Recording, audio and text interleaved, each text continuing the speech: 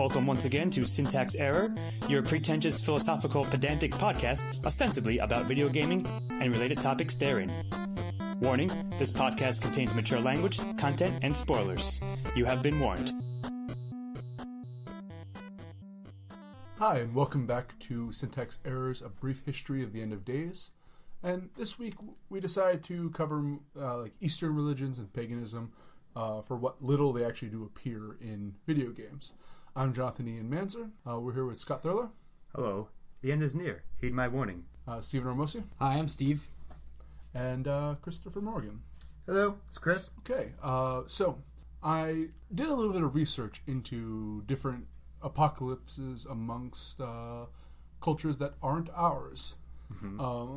So I like to give a little bit of warning that we might not be the most qualified to discuss these religions, but I think it would be remiss if we didn't, if we excluded them. Oh, I was just gonna say, one thing about last week, we probably should have said not just Christian, but Judeo-Christian, since we're talking most Old Testament. I was thinking about that all week. I'm like, oh, sorry about that. To be clear, we covered both. It was Judeo-Christian, but anyway. Actually, it's very interesting because when I was looking into both Judaism and Islamic end of days, and they're very, very similar to Christian. I mean, there's differences, but they're very slight. Share aspects. Yes, actually, they share many aspects. The Muslim religion has its own kind of Antichrist, as it were, though obviously not the Antichrist, but has the false prophet that comes. But certainly an Antichrist, if you will. And generally, they're apocalypse is about if you don't follow the religion as it's meant to be, terrible things will happen. I think the apocalypse we can most talk about, the one that is more prevalent in video games, is Norse mythology. So what do you guys have to say about Norse mythology and Ragnarok? I like it. I think it's very fascinating. There's a lot of cool little myths that are in there. And yes, that's sort of an earlier one that probably a lot of other later myths, etc., cribbed from it, if you will. I think it's got a kind of an awesome story to it. If you look closely into it, it's like a badass kind of thing. It's just a Norse descendant, if you will. So it's going to be kind of filtered through a warrior kind of thinking. But regardless, I think it's a very interesting one, and I want to say to you, it has been used a couple of times in games. Certainly not often, but here and there, it's interesting when it is used. What about in Skyrim? The Northern Village. Weren't they really? Skyrim is Nords. Well, yeah, actually, you're right. The whole Skyrim is Nord. But I was going to say, up in that village, weren't they talking about some kind of doomsday thing? The small fishing village that was haunted? I thought it was there that. Or was it the other stone city that? Well, it doesn't matter. In the end, but I was going to bring up that generally in the other scrolls mythology, there's a Daedra, which are sort of rooted in paganistic rituals and filtered through that sort of XPs of them, kind of, which are translations of them. But yes, there were a couple of quests in Skyrim that were like that, and that and Skyrim again is the Nordic. It basically is. I was just trying to think about which city. I thought they were doing some apocalyptic kind of talking. They're doing a ritual. Yeah, but now I'm sitting here. I'm thinking. Well, there's probably about 3 cities. There's a bunch that are like that. Actually, one of the games that, and it's not an apocalyptic game, but Max Payne had a lot of references to Norse mythology. Mm-hmm. The drug it used in there was Valkyrie.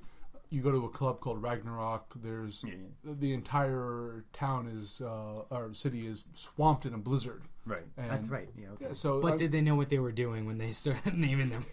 It's a nice callback, and you're trying to catch me on my own petard or hoist me. Yes, but I think they did know because it was the references weren't. Both knew. BioShock knew, and so did Max Payne. Anyways, go on. but the references were very deliberate. Sure. And they were consistent, which again I will argue the BioShock, but that's not a whole discussion that you should check out if you haven't yet. And if you're listening to this and haven't checked out our past post-apocalyptic ones, what are you doing? Go back and listen to those. But Steve-O, my addition to this, or my ideas about this, we're gonna kind of center around the idea that I think that a lot of Western religions have some really cool ideas pertaining to the end of the end of the world. Western religions or pagan religions? I'm sorry, Eastern religions is what I meant to say. Have a lot of cool ideas pertaining to the end of the world, which even more so than Judeo-Christian or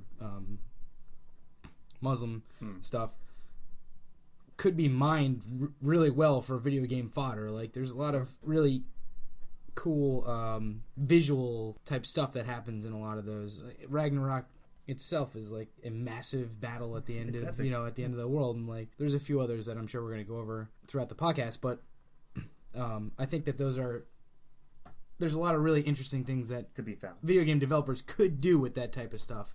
Now, it's kind of jumping the gun on this, but since you brought up the topic, you have Thor in the Marvel universe, and they're coming out with a Thor movie, Ragnarok, and it's been done in I've read the comic where they actually go and fight. Captain America and Iron Man are fighting in Ragnarok, but you see mostly the Judeo-Christian religions, and you see the Greek. But do you think that kind of the Eastern religions, although there is a lot of good content to discuss there, is too alien for the general audience who purchases games? I think it may be. I think certainly it's colored by something like that. Like, yes, it's a prevalent, like, bias almost, or like a subconscious stereotype kind of, or again subconscious like predilection towards it.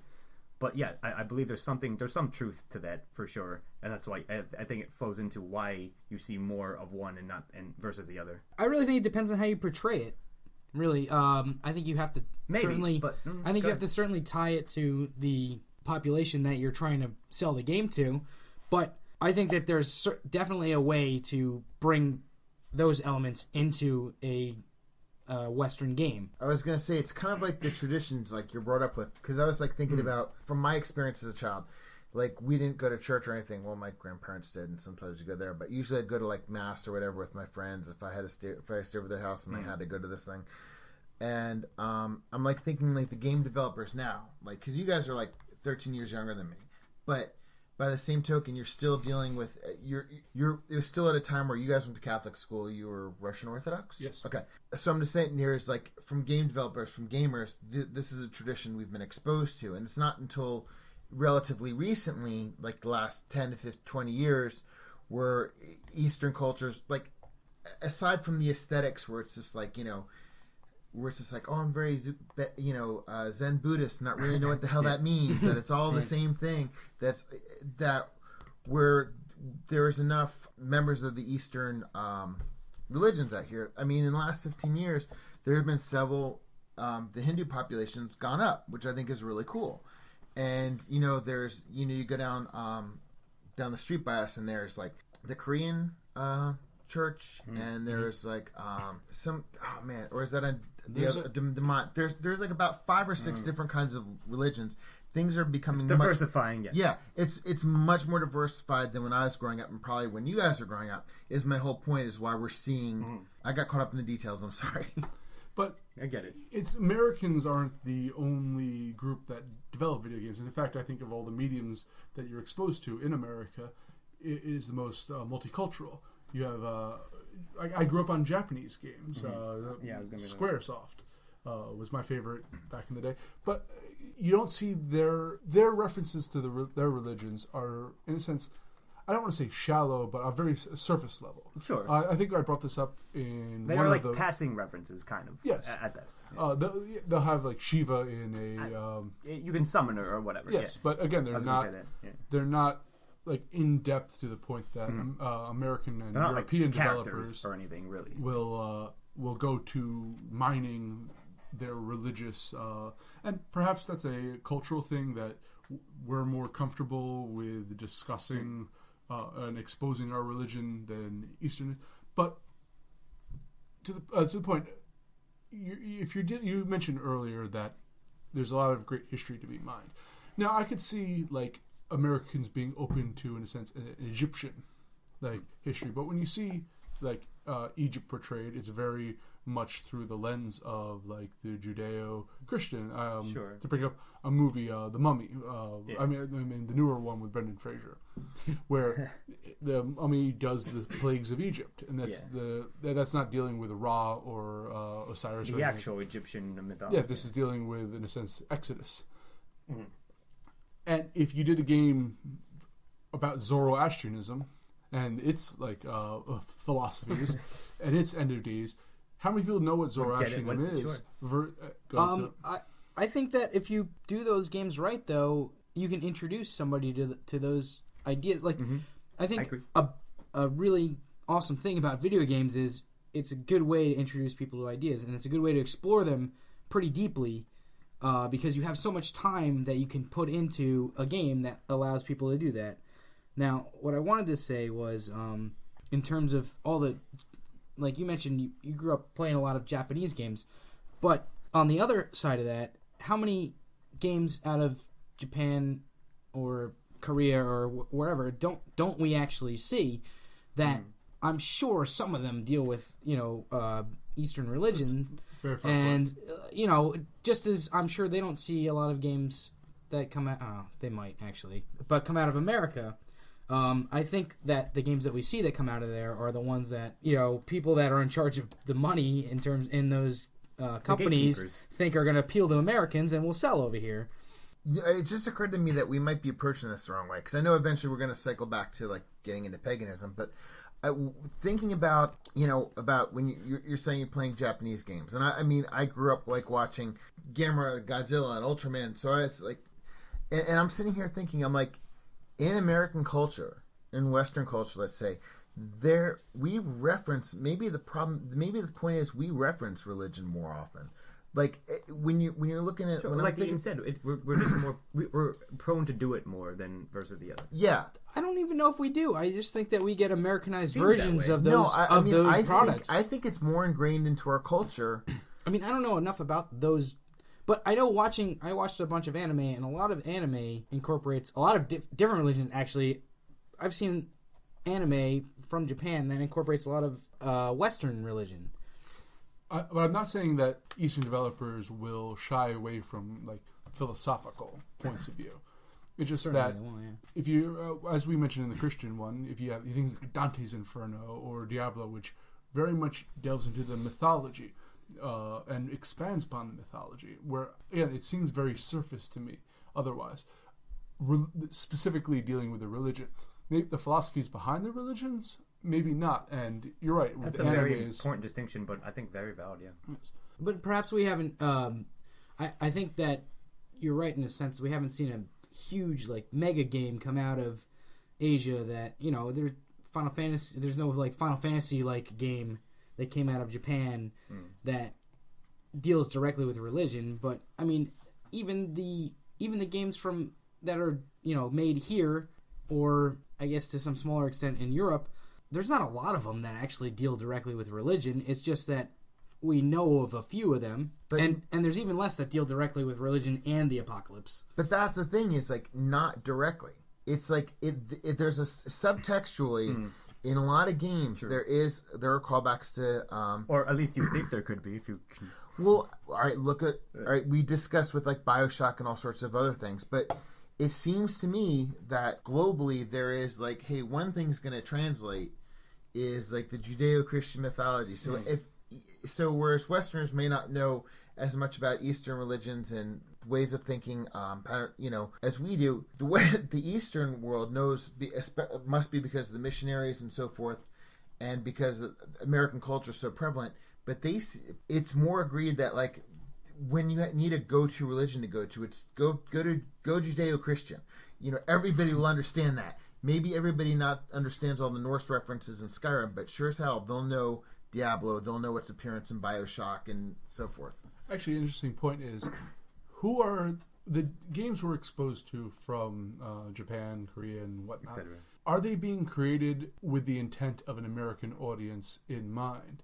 So the reason that they do reference the kind of Judeo-Christian tradition is because they know that that's what their audience will pick up on. I was thinking the same thing, but I was afraid of becoming too, being American-centric in the other way, Well, yeah, I mean, like, I'll address some of that. I guess it's hard, you can't say 100%, but I would, as a, guess intelligently that some of it is that. Like, they know, like, you're making this game for this X audience / demographic, therefore, in order to reach them, to market to them, essentially, more effectually, then yes, maybe they'll use that. But I was going to bring up, like, just a broad point, like, if you want to be divisive, if you want to, like, what's the easiest way to start offending people? Like, religion is probably, like, a good one. So in order, they don't want, of course, they don't want to, or at least try to cut down on offending people. So, like, I think, as you like to say, E, a lot of things we said are sort of exceptions to the rule. Think about how many games are like, we're not touching religion, like, ever. Well, yeah. It's not it's not worth it to try to put that into our game. So I think, like, the ones that come out, like, yeah, of course they know that they're automatically sort of, like, at risk, in a sense. But Final Fantasies have been very attacked religions. Yeah, especially sure. Not necessarily the philosophies behind them, but with the concept of organized religion in the church. It did. It absolutely did. And many other Japanese RPGs back in the day. And that was sort of a risky comment and thing to do, but I think we might appreciate the games that are doing that. It's just that, again, you have to think about what the blowback on that may be. When we were talking about this podcast and we were talking about Eastern religions and paganism, 2 games came to mind. And neither one of them are apocalyptic games. Number 1 was Skyrim, as I mentioned before. And number 2... It's apocalyptic. The world's dragons are going to eat the world or whatever. Okay, all right. That's closer to apocalypse than, like, say... I don't know. All right. Whatever it is. I'll ask you guys, and I'll ask them that. Warcraft. Is Warcraft an apocalypse? Kind of. Yes. Because in order to get to paganism, I actually had to go back to... Because I used to be a Tauron. I would love the Taurons. Mm-hmm. And they're all pagans. They believe in the They're an XP of paganism. Yeah, again. But what I'm saying is, I had to go back that far in terms of, like, games that actually referenced anything other than Judeo-Christian. So perhaps you know more about Warcraft, not World of Warcraft, the universe, but the world of Warcraft. The world of Warcraft, yeah. The mythology of Warcraft. I do. But, like, I just remember the only thing I know about Warcraft is when I played Warcraft 1 and 2 when I was basically a kid, and I remember reading at length the books that came with them. The instruction booklets, because they had the whole story, and from what I recall, in Warcraft, just this gate to an alternate dimension opened up in, like, some medieval world, like basically, and the orcs just piled through, and that was kind of the idea of it. So, like, that's definitely that would be a harbinger of the apocalypse for sure.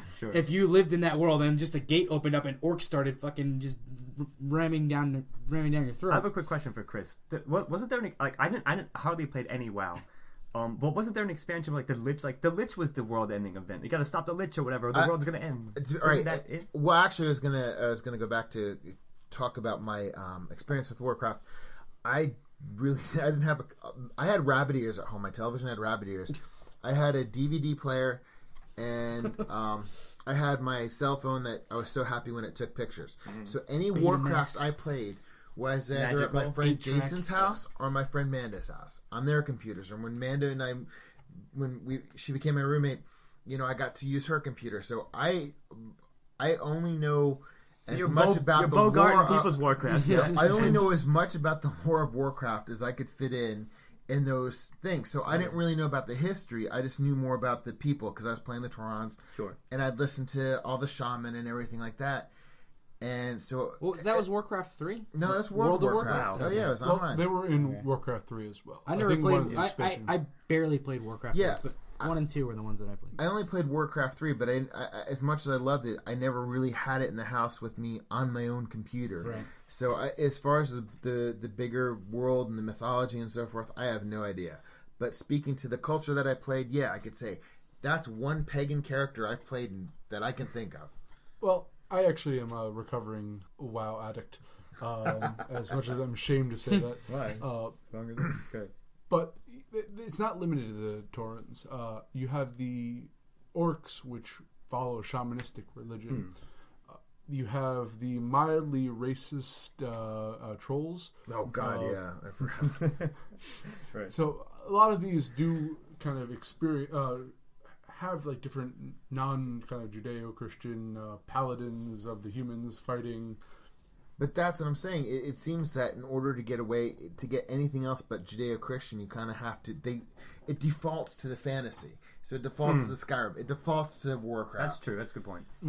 Like, I was wondering, again, maybe we're overthinking or reading too much into it, but I'm going to ambush question you guys. Having said all that, do you think Warcraft, like, the setup is like an XP for the Crusades? Like, it's like Europe versus the Middle East. Like, the goblins and them are that. I don't know. The humans are like, but the alliance is the European Knights. I knew nobody who played alliance. They probably didn't intend that, but you could almost get that out of it, or at least I'm about to because I just thought of it. No, but I don't know what they were going for, but nobody I know played the Alliance because the Alliance just seemed so freaking boring. Yeah, it's like they had nothing. They had humans. They were boring. It's a good evil dichotomy. I think they set it up. They had the little Tolkien elves. They were boring. I mean, like the Alliance is boring.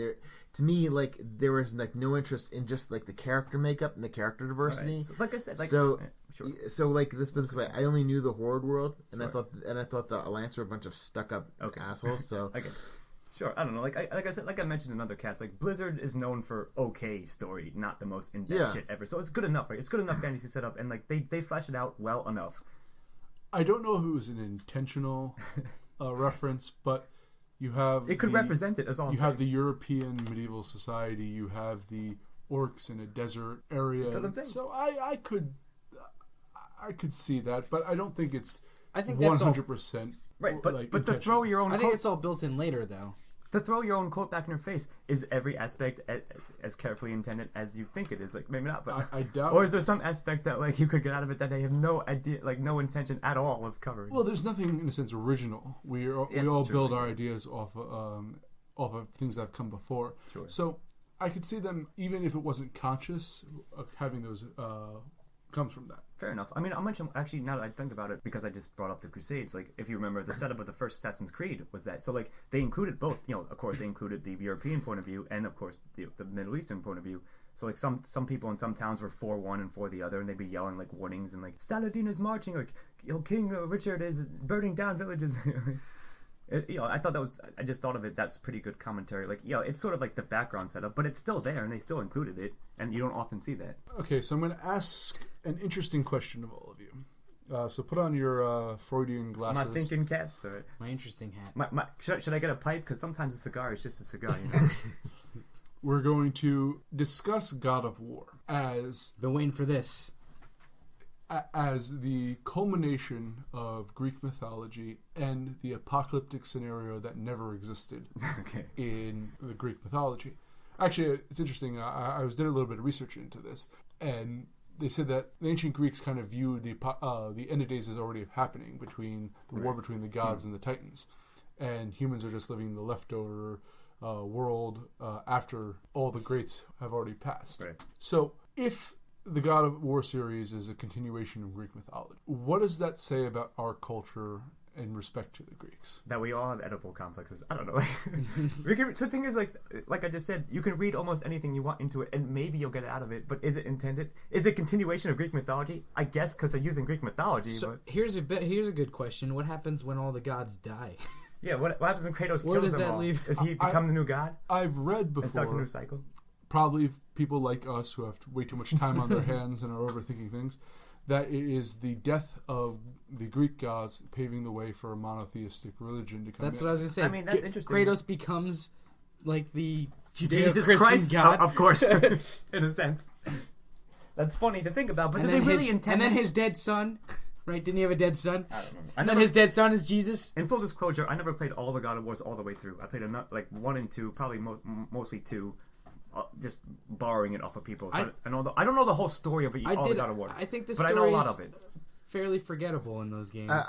It's decent, especially in the first one, the second one, the third one. Eventually, you're just like basically, this whole story becomes you just got to kill Zeus. That's what I want to ask you. You just got to kill him. That's what I want to ask you. Right? It becomes it's a revenge tale against every god of every Greek god ever to exist.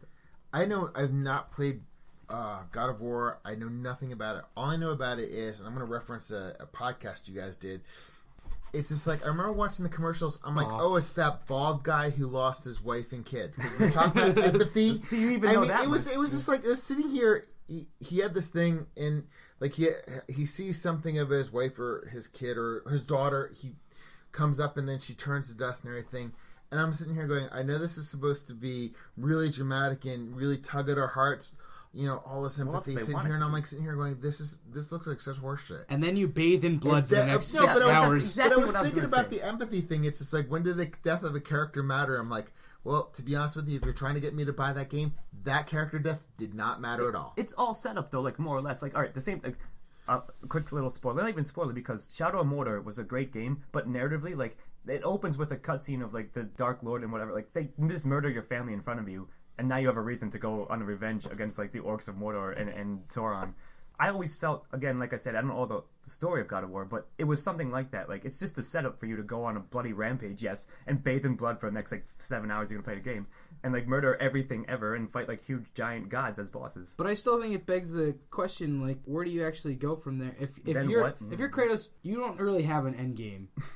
Your end game is to kill Zeus, and then you're like, whatever. After that, like, who gives a shit? But I think it'd be interesting to tell the story of what happened after you kill Zeus.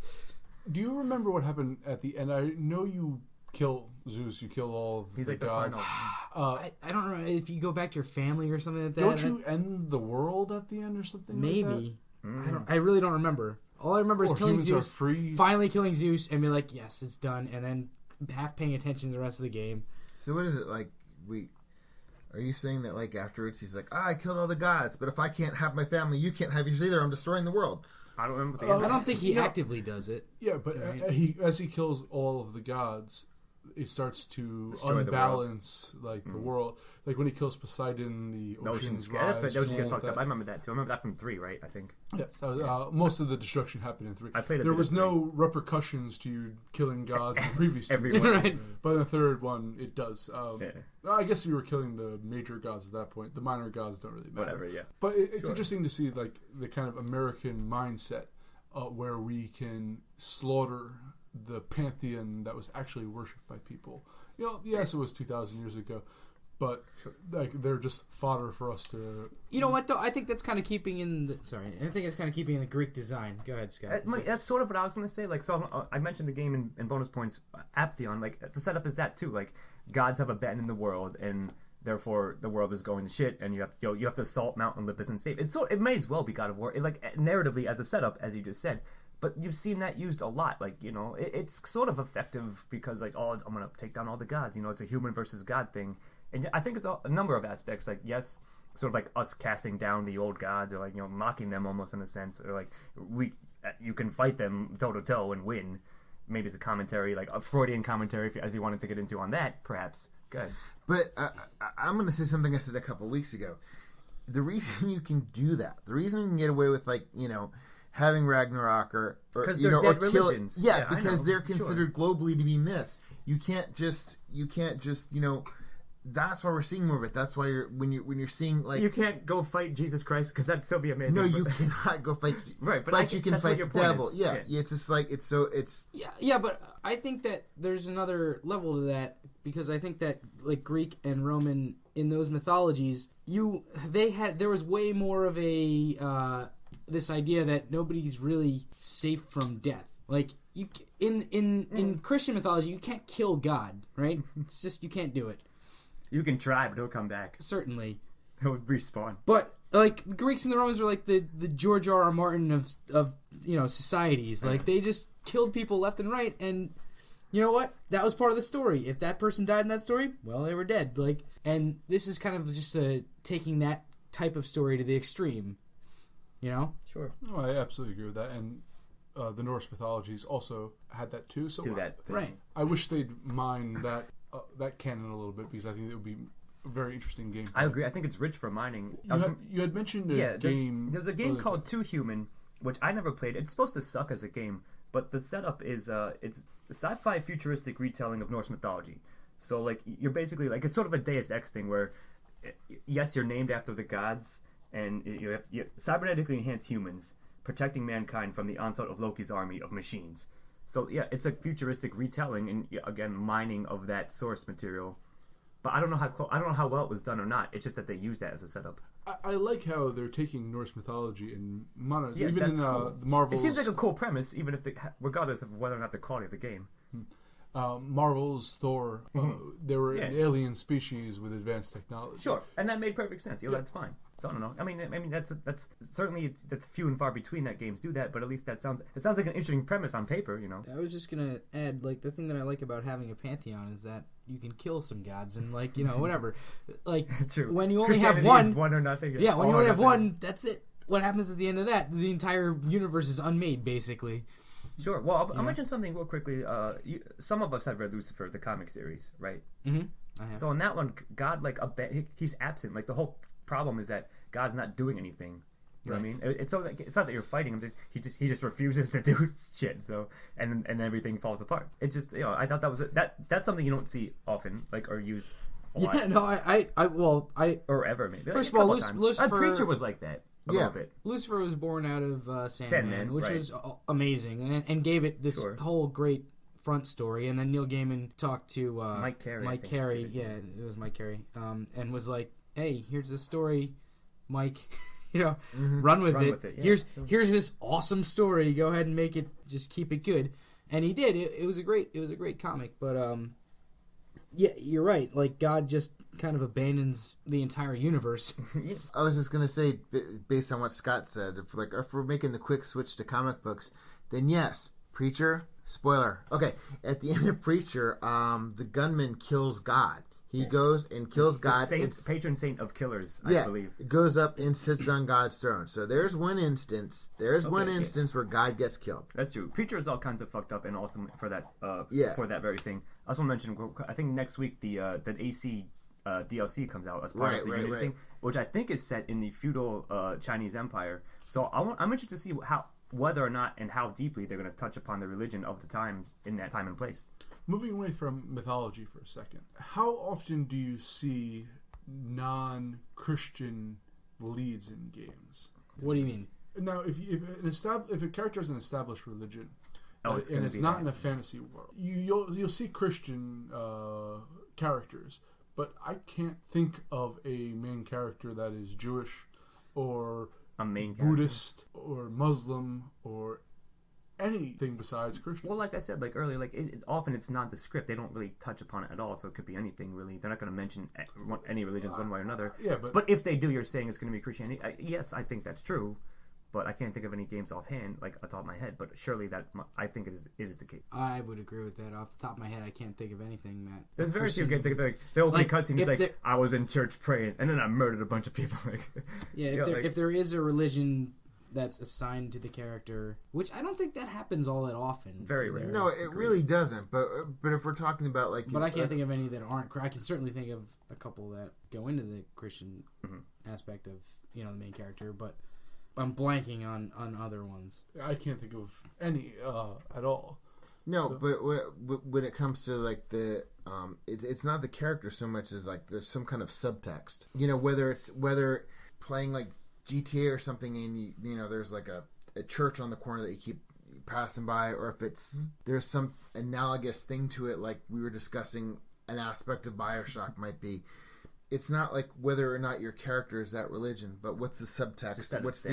What's the dominating religion that's seeping through to the game? Sure. Well, again, it goes into the vicious cycle of a slippery slope of how much are we getting out of it versus what the intent was.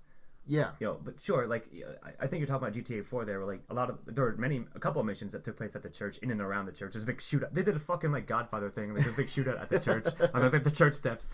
Yeah. So is it subliminal? Every time in GTA 4, when you're driving by the church, you're like, maybe I should go to church, in your own mind, subliminally advertising for Christianity. Actually, I might have thought of one. True Crime Streets of LA. Okay. I believe you played a Chinese character, or half American, half Chinese, who was into karate and all that. I believe that, and again, if you're going to that subtext, it is that kind of Asian religion to there. Sure, I just thought of one. You made me think of it. Sleeping Dogs was basically GTA in Hong Kong. So that you were an Asian American, I think you were an Asian American agent, and yes, it was steeped in the culture, the crime culture, but there were a couple of missions that centered upon people you went to the religious ceremonies and stuff, and and it was filtered through that. Did it say what religion you were No, you were not. It said main character Wang Shay, I think his name was neither one or the other, but he encountered missions and stuff and events and encounters involved the religious aspect, and there was one DLC. In fact, the traditional demons, it was a Halloween thing. So the demons started walking the streets of Hong Kong, but it was the demons from their religious mythology. The Oni? Yeah, that's what it was. You fought they showed up and you had to fight them. And it's pretty good. But yes, all I'm saying is it was filtered through that mythology of that particular religion. Do you know off the top of your head what religion that is? No. I cannot remember. Shintoism? No. Okay. Maybe. I don't know what it's called. Don't quote me on that. It was an Eastern religion that, because it was Hong Kong, you know. It just made me think of that one. All right, so game producers aren't exactly They're not quite ignoring it, but sure. Ethnocentric as we thought they were. There are at least one example. Yeah, we named two, like a handful two examples of other. And those redeem all the others. Yeah, some vague Asian religion. That is what they were. What started off as a discussion as like Eastern religions and paganism in games came more to why is Christianity so prevalent in video games? Yeah, what happened to the apocalypse part of this? Well, that's what I'm saying. Is they don't depict it. That's the whole point. That's where we arrived at. Yeah. That was just an offhand. You've rarely seen it depicted, and I think we brought up a number of valid points as to why not, or just why they won't do it. But that's what I was saying before. I'm like, maybe we approach this with asking like it's just like, we wanted to expand past Judeo-Christian. Yeah, real quickly, you had mentioned something. Yes, a quick BioShock thing, but they had the Saturnine thing. Ian mentioned it when we were talking about BioShock in a different cast. But yeah, the Saturnine thing is obviously a pagan filtered like little scene, little cult. Yeah, I believe I mentioned at the beginning that I didn't think this was going to be a heavy on apocalypse or content. Sure. Turns out it was, though. We got enough out of it. Well, we did talk about games, even if we didn't do the direct question. And we briefly, I mean, not even that briefly. We talked. We talked about it in context of games, which I think is important because I have a tendency to talk about movies and TVs. We moved to comic books, but otherwise we kept on target. Well, we talked about the games that we could think of that came anywhere close to like being relevant to the topic. Yeah. So. And if I believe True Crime went crazy and may have had an apocalyptic event in it, or some kind of spiritual thing. I know it went off the rail towards the end. But anyway, next time we will actually be discussing apocalypse. We're going to come a bit back down to earth, but still be on the edge a little bit. Anyway, I'm Jonathan Ian Manser, here with Scott Thurlow. I'll see you on the Rainbow Bridge to Asgard. Good night. Stephen Armosi. Have a good night, guys. I got nothing clever. And, once again, Christopher Morgan. Never does. Having a good night, guys. I'm not a clever man. This has been Syntax ladies, Error. and whoever. Syntax Error, a brief history of the end of days. Keep civilized. This has been Syntax Error. Thank you as always for listening, and we will see you next time. Music by Stephen Armosi. Editing and engineering by Scott Thurlow. Syntax Error is part of a Lost Signals Productions. All rights reserved.